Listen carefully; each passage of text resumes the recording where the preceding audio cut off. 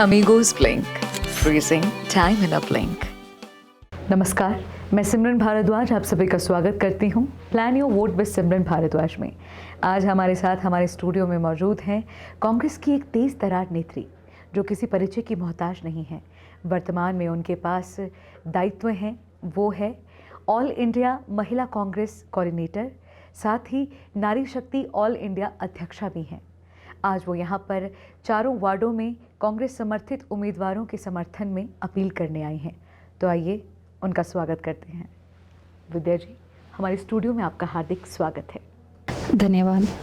मैं विद्या Negi, all India महिला Congress coordinator. आज इस स्टूडियो में आपके सामने इसलिए आई हूँ, जो जितने भी हमारे कांग्रेस पार्टी समर्थित उम्मीदवार हैं मनाली विधानसभा के अंतर्गत आते हैं, 4 वार्ड जिसमें वशिष्ठ, लरांकेलो, नसोगी और डुगीलग, इन चारों उम्मीदवारों के समर्थन में यहाँ आई हूँ, जिसमें हमारे वशिष्ठ वार्ड से श्रीमती मनोरमा बोध जी हैं और जिनका चुनाव चिन्ह टेलीविज़न है, और लरांकेलो वार्ड से अरुणा ठाकुर जी हैं और जिनका चुनाव चिन्ह भी टेलीविज़न ही है, और हमारे नसोगी वार्ड से श्री वीर सिंह ठाकुर जी हैं और जिनका चुनाव चिन्ह बल्लेबाज है, क्रिकेट खेलता हुआ एक खिलाड़ी। और हमारा डुगीलग जो वार्ड है वहाँ से श्रीमती दीपिका जी हैं जिनका चुनाव चिन्ह भी टेलीविज़न है।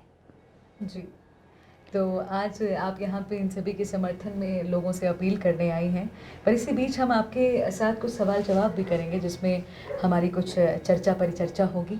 इसी कड़ी में मेरा पहला जो सवाल है विद्या जी, वो नसोगी वार्ड से है, क्योंकि आप भी वहीं की स्थायी निवासी हैं, नसोगी वार्ड से आप संबंध रखती हैं।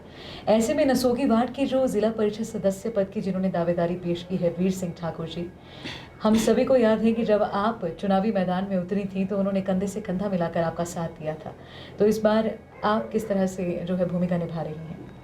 आज जिस तरह से वीर सिंह जी ने मेरे लिए काम किया था, उसी तरह से आज मैं भी उनके साथ कंधे से कंधा मिलाकर हर क्षेत्र में, हर गांव, हर वार्ड स्तर पर पहुंचने की कोशिश कर रही हूँ। जी, तो ऐसे में आपको क्या रुझान मिल रहा है? क्योंकि अगर हम सभी इस बात से परिचित हैं कि नसोगी वार्ड की जहां हम बात करते हैं तो वहां पे पिछले 20 सालों से भाजपा समर्थित ही कैंडिडेट को जो है वो विश्वास पात्र माना गया है और उन्हीं को वोट दिया गया है। ऐसे में क्या ये रिकॉर्ड टूटेगा?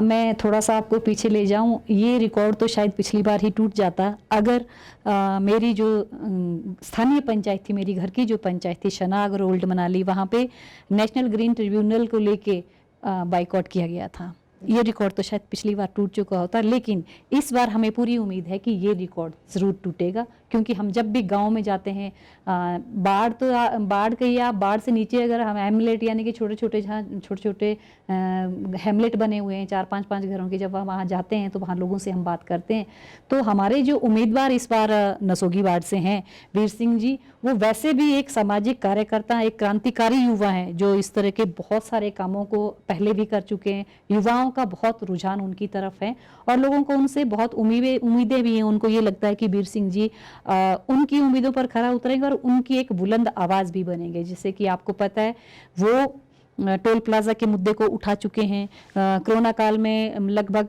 700-800 लोगों को वो खाना भी खिला चुके हैं।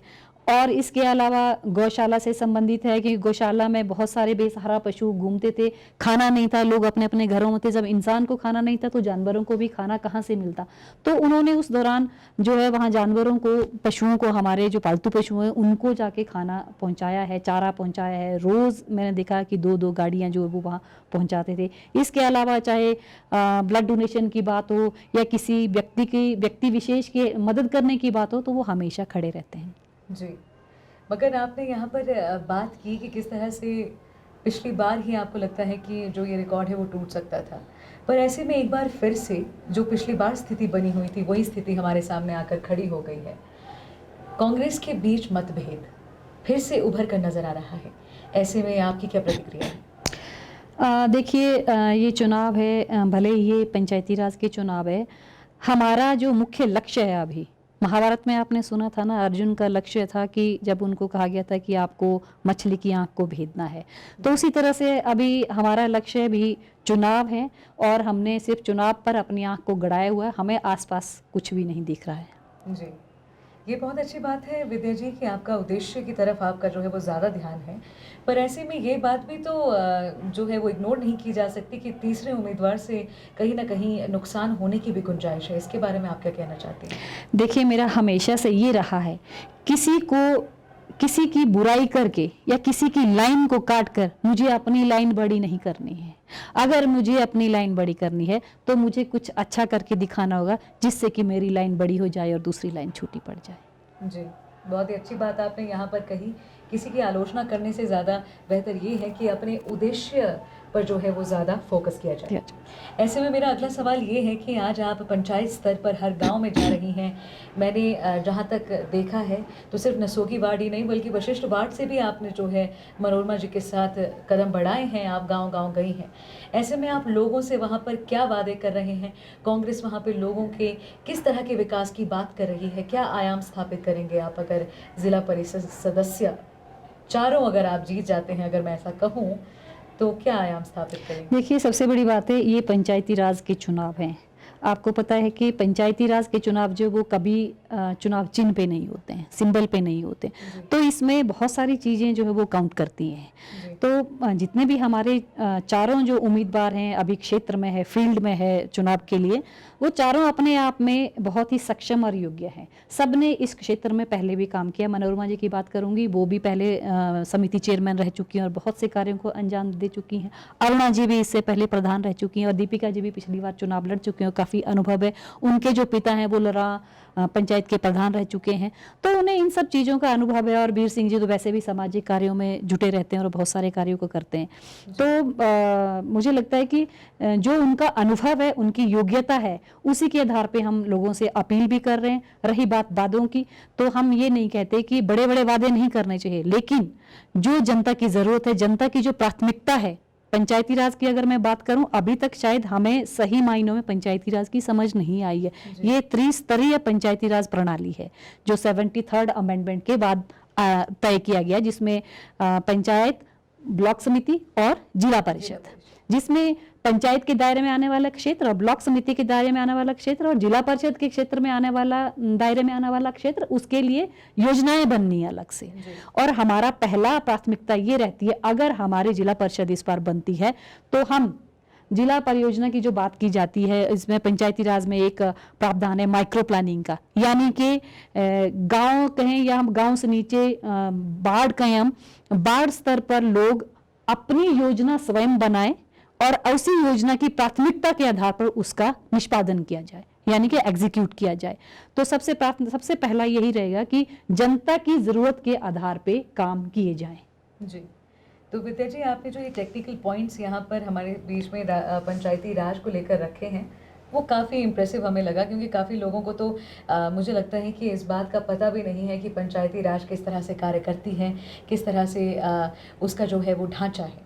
क्योंकि पंचायती राज, मैं एक बात काटूंगी, पंचायती जो पंचायत है, पंचायत लोगों के नजदीक सबसे बड़ी इकाई है और पंचायत में कार्यपालिका और न्यायपालिका दोनों है, दोनों अधिकार है जो इसके बाद कहीं भी नहीं है, चाहे वो लेजिस्लेटिव की बात करें चाहे हम पार्लियामेंट की बात करें। जी, तो इस वक्त विद्या जी, अगर मैं पंचायती राज से थोड़ा सा हट के मेरा जो अगला सवाल है वो रहेगा, क्योंकि जब कांग्रेस की आप जैसी तेज तरार नेत्री इस तरह के साक्षात्कार में सामने हो तो हम भी ऐसे सवाल पूछने से चूकने तो नहीं वाले। तो इसी बीच मेरा सवाल ये है कि सत्ता पक्ष के हमेशा से जो है ये आरोप ही मैं कहूँगी एक तरह से ये रहे हैं कि कांग्रेस दावा करती है कि उसने बहुत से कार्यों को, चाहे वो अटल टनल हो या 4 लेन हो, कि उसकी नींव रखी है या मैं कहूँ कि आधारशिला रखी है, पर उनको पूरा करने का कार्य कहीं ना कहीं हमने किया है। उनका कहना है कि आपके कार्यकाल में वो कार्य ठप ही रहे और जब वो आए तो ये कार्य सारे हुए हैं। और अगर देखा जाए तो वाकई ही उद्घाटन और उनकी जो मैं कहूँ पूरी तरह से लोकार्पण इसी समय में हुआ है। तो इस पर आपकी क्या प्रतिक्रिया, आप क्या कहना चाहेंगे? देखिए, लोकार्पण या फिर हम कहें कि उद्घाटन तभी होगा जब उसका शिलान्यास होगा, मकान पूरा तभी होगा जब उसकी नींव पड़ेगी। सबसे पहले मैं अटल टनल जी की जो बनी है उसकी बात करूं तो मोरावियन मिशन था एक सन 1960 में, जिसने इस पर एक बात शुरू की थी 1960 में। उसके बाद इसके विचार की नींव जो मैं बात कह रही हूँ वो है विचार की नींव। इसके विचार की नींव स्वर्गीय हमारी जो प्रधानमंत्री रही हैं पूर्व में स्वर्गीय श्रीमती इंदिरा गांधी जी, और लाहौल स्पीति की जो विधायक रही हैं लता ठाकुर जी, उन्होंने जो ये सुरंग बनाने का जो विचार की नींव रखी है। उसके बाद 2000 के करीब, शायद 2000 में अटल जी ने इस बात को थोड़ा सा, इस विचार को थोड़ा सा आगे बढ़ाया, लेकिन इसकी नींव जो है, इस पर जो कार्य किया है, इस पर जो फंड आवंटन करने का जो कार्य किया है, वो यूपीए की सरकार ने किया है। और 28 जून 2010 को इसकी नींव कांग्रेस पार्टी की अध्यक्षा श्रीमती सोनिया गांधी जी ने रखी थी, और जिसका लक्ष्य था, जिसमें 1500 करोड़ के धन का प्रावधान किया गया था इस पर, जिसका निष्पादन, जिसका इस कार्य को पूरा जो होना था वो 2004 सालों में 2014 में होना था। लेकिन सेरी नाला के करीब कुछ टेक्निकल जो हमने जाना बाद में कि वहाँ पे कुछ इश्यूज हुए थे, पानी का दलदला होने की वजह से ये थोड़ा बढ़ गया, और इसकी कॉस्ट भी जो लगभग 4000 करोड़ तक जा रही थी, तो शायद 3500 करोड़ कुछ, और इसके बाद 2014 में पूरा होना था, लेकिन ये 6 साल बाद जो है अब पूरी हुई है। तो आप स्वयं अंदाजा लगा सकती हैं कि किस कार्यकाल में कितना वक्त लगा और कैसे ये पूरी हुई।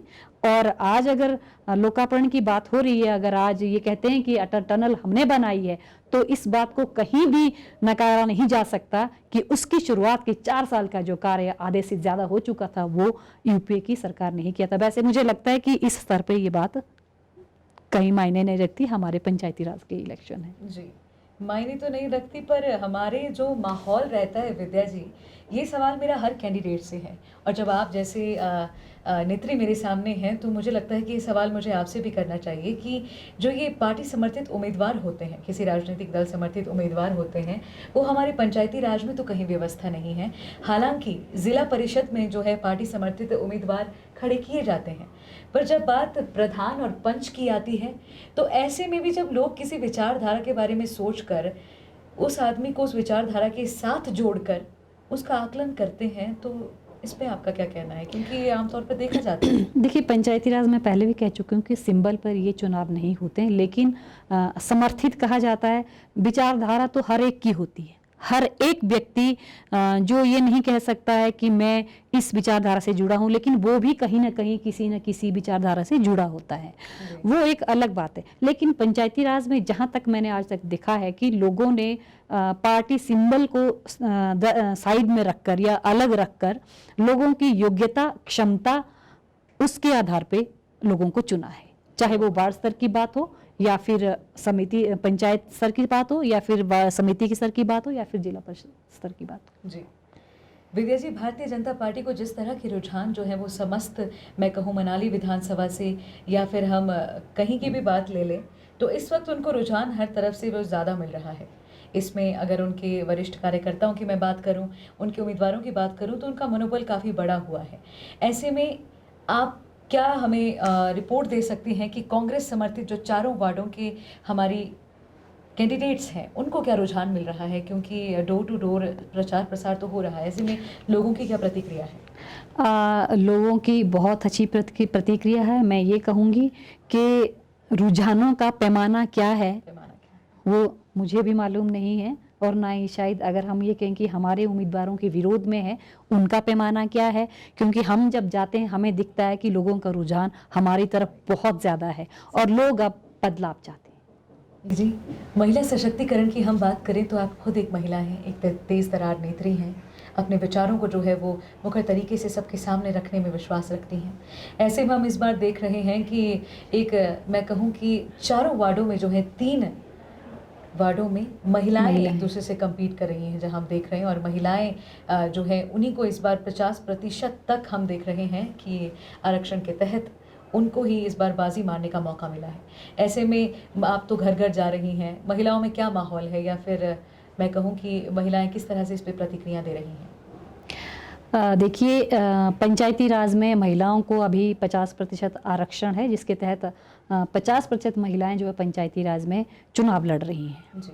और एक बहुत बड़ी बात है कि महिलाओं का एक राजनीतिक सशक्तिकरण की अगर हम बात करते हैं तो ये महिलाओं का राजनीतिक सशक्तिकरण हो रहा है, जिसमें ये देख रहे हैं कि महिलाएं क्षेत्र में निकल रही हैं, प्रचार कर रही हैं अपना, तो और भी अन्य महिलाओं में एक उमंग सी जगती है कि महिलाएं आगे निकल रही हैं, चुनाव जीतेंगी, कल को मुझे भी ऐसे बनना है। तो इस तरह का एक उमंग और एक विश्वास जग रहा है, ये जो बहुत अच्छी बात है। इसके अलावा महिला होने के नाते में जितनी भी हमारी महिला उम्मीदवार इस बार चुनाव में है, वो महिलाएं खास कर से, क्योंकि मैं छोटा सा बात ये कहूँगी, आरक्षण का मतलब क्या होता है? आरक्षण का मतलब है कि महिला आरक्षित है तो वो महिला अपने महिला वर्ग के लिए क्या सोचती है जी, वो महिलाओं के लिए क्या काम करेंगे। स्पेशली अभी तक महिलाओं के सशक्तिकरण की हम बात करते हैं, लेकिन चाहे हम जितना मर्जी सशक्तिकरण बोल लें, लेकिन सही मायनों अभी सशक्तिकरण नहीं है, क्योंकि महिलाएं अभी तक निर्णय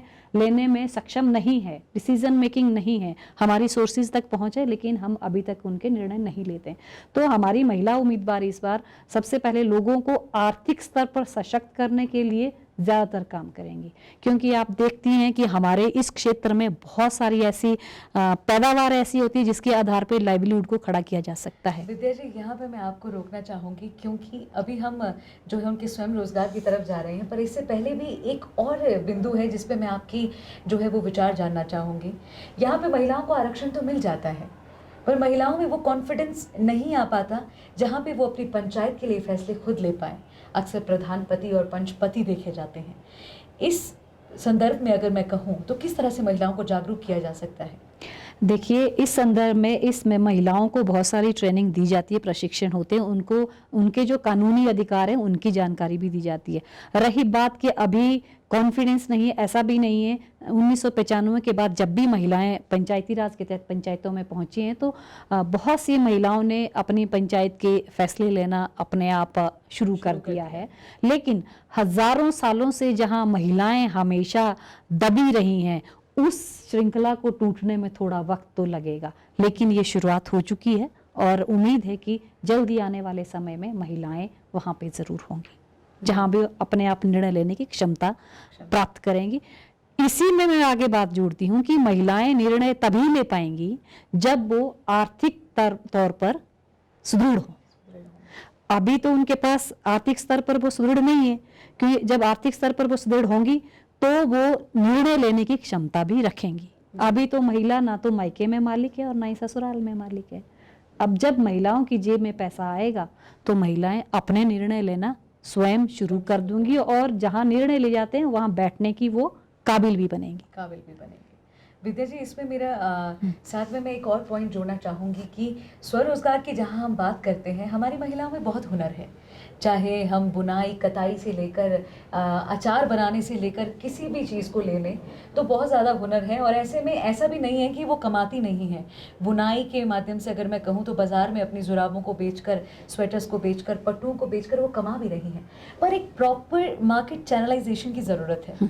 क्या इस पे कुछ हो सकता है? बिल्कुल हो सकता है। मैं इससे पहले मैं अभी यहाँ नाम नहीं लेना चाहूँगी, एक ऐसा फेडरेशन हमने खड़ा किया था जिसमें महिलाएं अचार बनाती हैं और अचार बनाए उनकी मार्केटिंग में उनकी मदद की कि उनके आउटलेट कहाँ कहाँ होंगे, तो जिसके माध्यम से महिलाओं की, हर एक महिला की जेब में पैसा जा रहा है।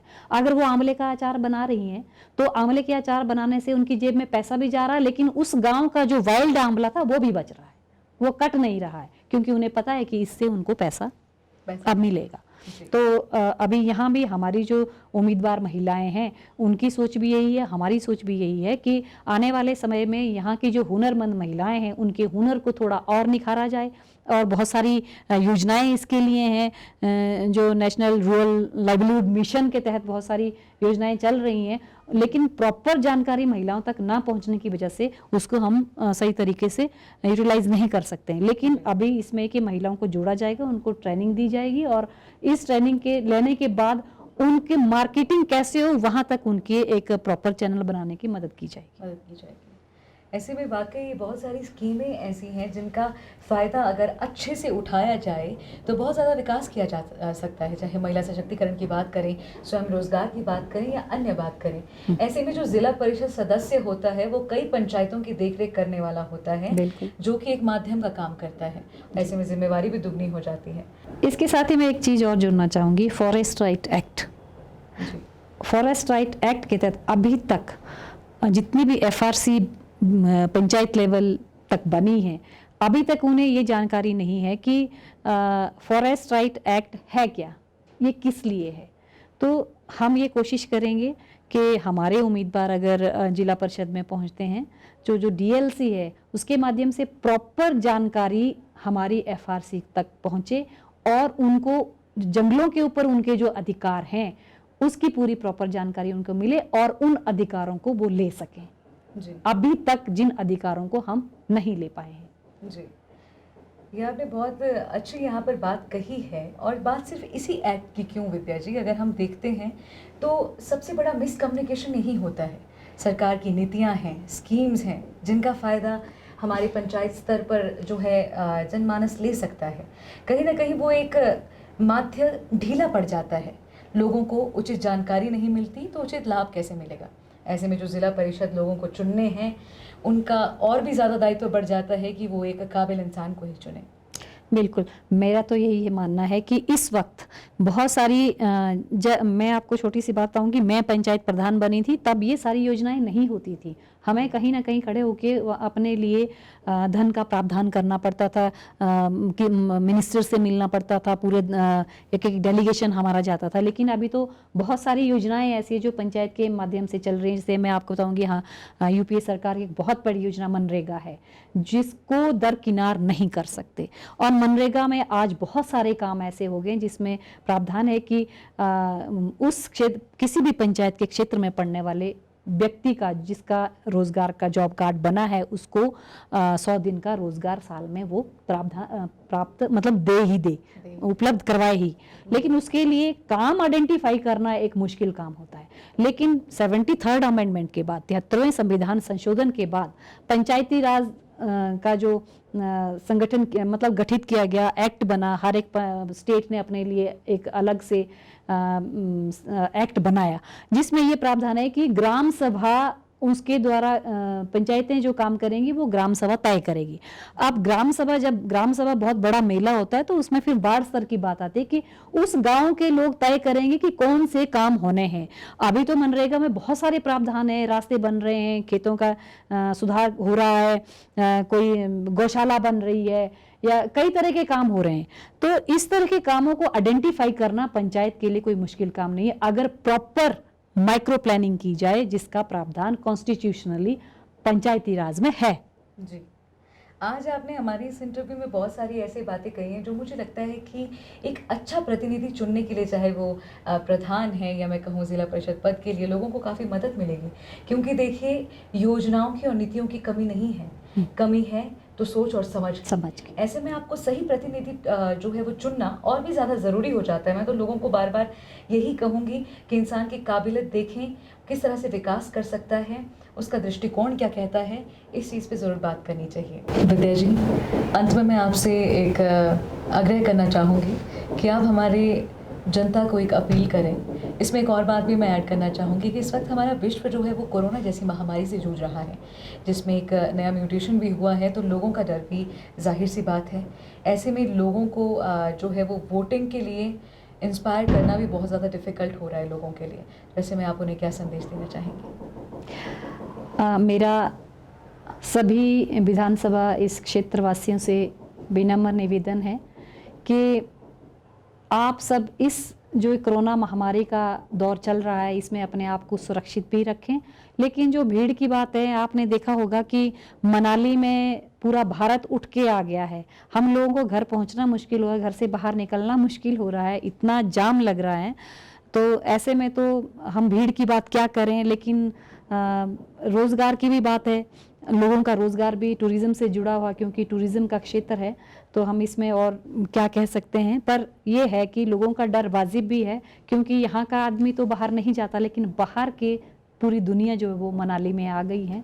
ऐसे में आप सब अपने आप को सुरक्षित भी रखें, अपने आप को बचाए रखें, और साथ में आने वाले जो पंचायती राज के चुनाव हो रहे हैं 17, 19 और 21 तारीख को, अपने मतदान का प्रयोग ज़रूर करें, क्योंकि इस लोकतांत्रिक प्रक्रिया के अंदर हमें 5 साल में एक अधिकार मिलता है कि जो हमारे लिए सही नहीं है तो उसे हटाने का हमें हक है। और यही ताकत आपके पास है, जिसके ताकत के बिना पर आप किसी को भी अपने पास झुका सकते हो और अपनी बात को मनवा सकते हो। तो मेरा आप सबके लिए यही संदेश रहेगा कि अपने मतदान का प्रयोग आप ज़रूर करें, और 17, 19 और 21 तारीख को मतदान केंद्र तक अपने आप को सुरक्षित रखते हुए ज़रूर जाएं।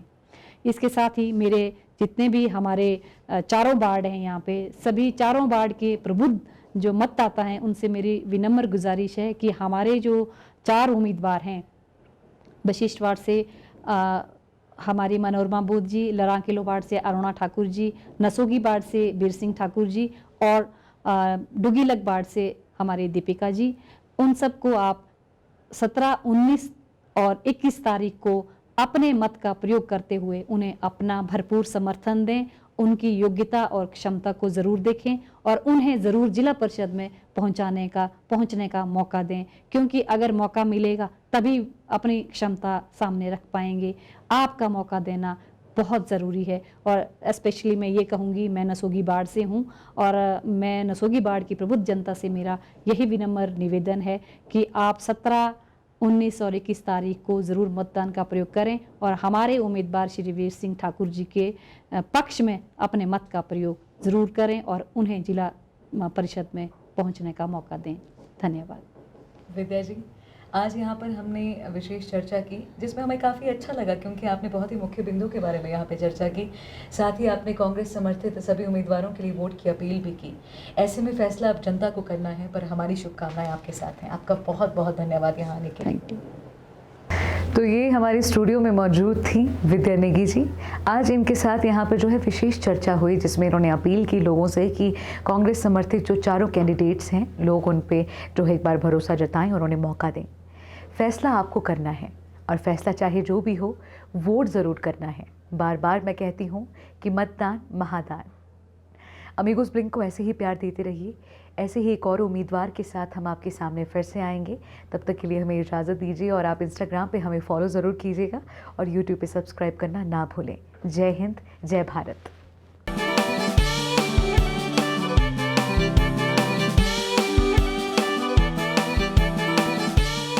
Amigos Blink, freezing time in a blink.